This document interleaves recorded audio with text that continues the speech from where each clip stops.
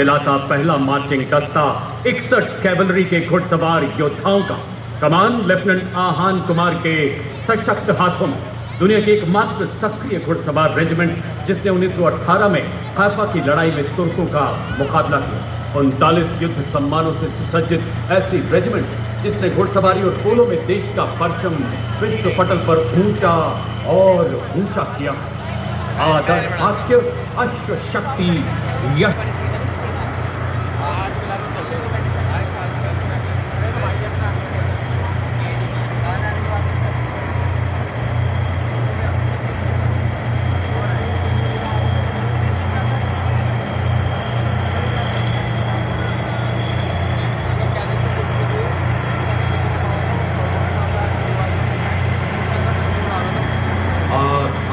धारणा पर डिजाइन किया गया है।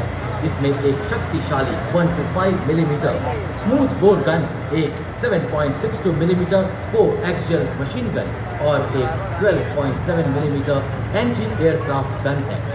लेजर गाइडेड मिसाइलों को फायर करने में सक्षम यह टैंक रात के समय भी 5 किलोमीटर की दूरी तक के लक्ष्यों को भेज सकता है।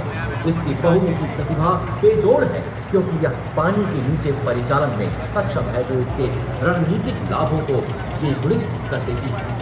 यह टैंक 74 आर्मर रेजिमेंट का है और इस रेजिमेंट का इतिहास समृद्ध और गौरवशाली है। रेजिमेंट का आदर्श वाक्य विजय या वीर गति।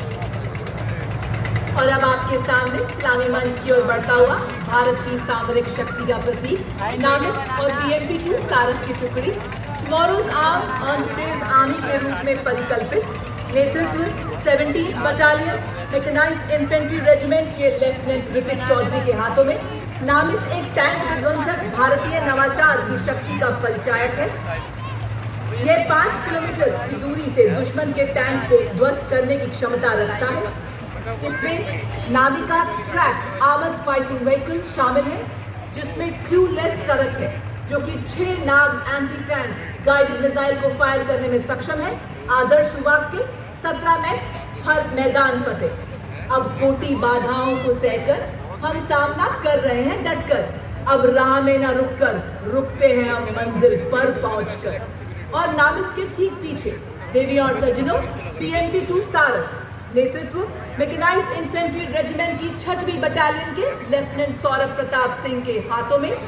सारथ जल थल में सक्षम उपकरण, 30 मिलीमीटर की स्वचालित तोप, 7.62 मिलीमीटर की पिकेट मशीन गन और कॉन्कस एंटी टैंक मिसाइल से लैस है।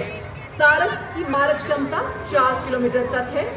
यह रात के समय में भी ऑपरेशन के लिए सक्षम है एवं भारतीय सेना की क्षमता का अद्वितीय उदाहरण है।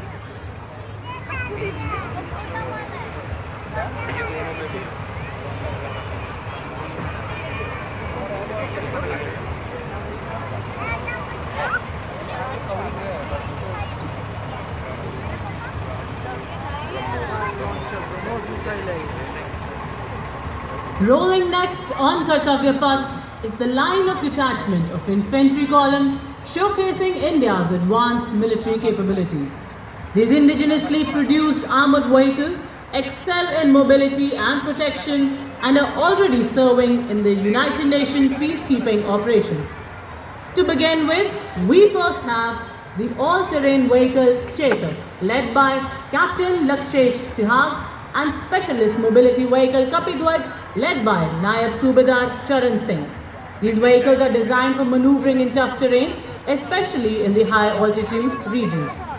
Following these, we have the light specialist vehicle Bajrang and the vehicle mounted infantry mortar system Airawat, led by Lieutenant Abhijit Elawat and Subedar Satbir Singh, offering enhanced protection and firepower for high intensity combat. The parade also features the Quick Reaction Force Vehicle Heavy, also called as Nandi Ghosh, signifying the chariot of Lord Jagannath, symbolizing strength and valor. It is led by Major Radhika Sen. We also see the Quick Reaction Force Vehicle Medium, also called Tirupurantak, signifying the chariot of Lord Shiva, exemplifying invincibility and unparalleled strength. It is led by Major Shishi Sharma. पहरेदार हिमालय के हम झोंके हैं तूफान के। जी हाँ, सुनकर गरज हमारी सीने फट जाते चट्टाने। मैकेनाइज्ड कॉलम्स के क्रम में कैप्टन सूरज सिंह के सशक्त नेतृत्व में अगला दस्ता 344 मिसाइल रेजिमेंट की सुपरसोनिक ब्रह्मोस मिसाइल का 400 किलोमीटर की मारक क्षमता के साथ दुश्मन के खेमे में खलबली मचाने वाली विनाशकारी मिसाइल 344 मिसाइल रेजिमेंट एक ऐसी युवा रेजिमेंट जिसकी स्थापना के अल्प समय में इसने कई उपलब्धियां अपने नाम की हैं। आदर्श वाक्य, सबसे आगे सबसे तेज। इसके बाद कर्तव्य पथ पर लेफ्टिनेंट तुषार तोमर के नेतृत्व में